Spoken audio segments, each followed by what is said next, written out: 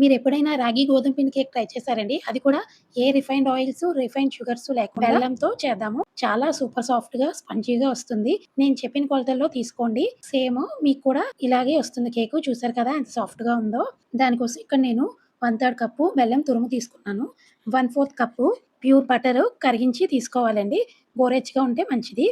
ఇందులో ఇప్పుడు నేను వెనిలా ఎసెన్స్ కాకుండా మిక్స్డ్ ఫ్రూట్ ఎసెన్స్ యాడ్ చేస్తున్నాను. అది చాలా టేస్టీగా ఉంటుంది. అరోమా కూడా చాలా బావుంటుందండి. మీరు కూడా ట్రై చేయండి. ఇక్కడ మెయిను పాలతో కలుపుతామండి. మొత్తం అంతా మిల్క్‌దే టేస్టు. ఇక్కడ నేను ఫస్టు 1/3 కప్పు మిల్క్ యాడ్ చేసుకొని బాగా బీట్ చేసుకోవాలి. మీ దగ్గర బీటర్ ఉంటే బీట్ చేసుకోండి. ఇప్పుడు 1/2 కప్పు గోధుమ పిండి యాడ్ చేసుకోవాలి. నేనిక్కడ 1 tablespoon cocoa powder add చేసుకున్నాను. బాగా బీట్ చేసుకోవాలి. బీట్ చేసుకున్న తర్వాత నేను 2 కప్స్ రాగి పిండి తీసుకుంటున్నానండి. ఇక్కడ నేను బెల్లం చాలా తక్కువ అమౌంట్ తీసుకుంటున్నానండి. చిన్న పిల్లలకు కూడా తినేటట్టు ఉండడానికి. మీరు కావాలంటే బెల్లాన్ని డబుల్ అమౌంట్ చేసుకొని తీసుకోవచ్చు.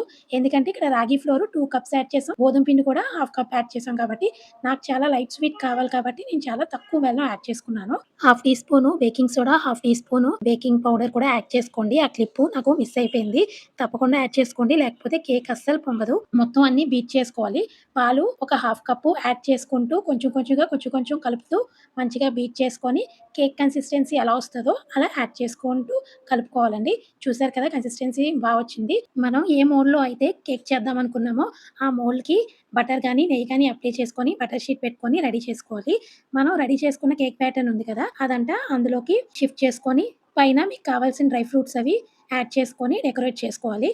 ఇప్పుడు ఆల్రెడీ 15 మినిట్స్ ప్రీహీట్ చేసుకొని ఉంచుకున్న పాన్‌లోకి మనం ప్రిపేర్ చేసుకున్న కేక్ బ్యాటర్‌ని జాగ్రత్తగా ప్లేస్ చేసి ఒక 50-60 మినిట్స్ వరకు బేక్ చేసుకోవాలండి. ఇది రాగి పిండితో చేసిన కేక్ కాబట్టి కొంచెం టైం పడుతుంది.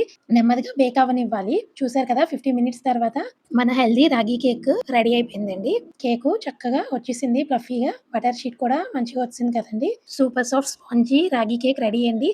ఏ ఎగ్, మైదా వాడకుండానే చూసారు కదా మనకి ఎంత సాఫ్ట్ కేక్ వచ్చిందో. ఈ కేక్ రెసిపీ నచ్చినట్టయితే వెంటనే ఛానెల్‌ని సబ్స్క్రైబ్ చేసుకోండి ఫ్రెండ్స్. లైక్ చేసి ఫాలో చేయండి. ఇంగ్రీడియెంట్స్ అన్నీ కరెక్ట్‌గా వేసుకొని బేక్ అవ్వడానికి సరైన టైం ఇస్తే మంచిగా కుక్ అయిపోయి సాఫ్ట్ కేక్ రెడీ అయిపోతుందండి.